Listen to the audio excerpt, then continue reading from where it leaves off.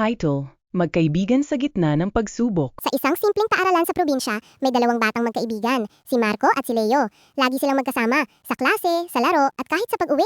Isang araw, nagbigay ang kanilang guro ng isang mahalagang proyekto.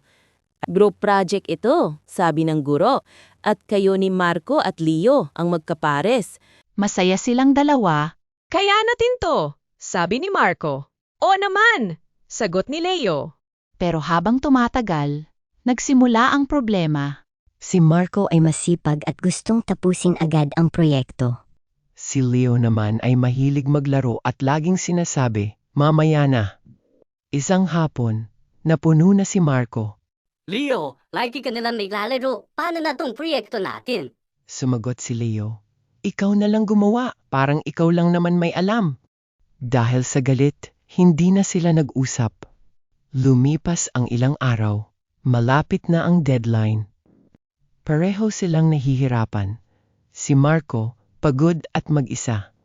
Si Leo, naguguluhan at walang natatapos. Hanggang isang araw nakita ni Leo si Marco na nahihirapang buhatin ang kanilang project materials.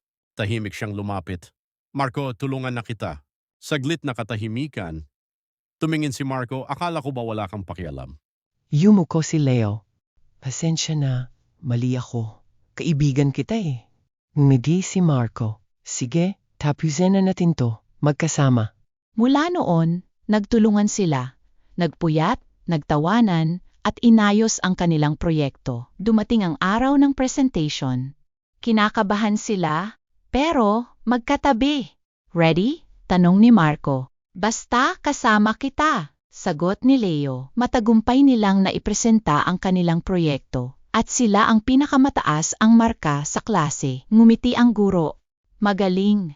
Hindi lang talino ang ipinakita ninyo, kundi tunay na pagkakaibigan. Habang naglalakad pa uwi, nagtawanan ng dalawa. Next time, sabi ni Marco, wala nang away ha?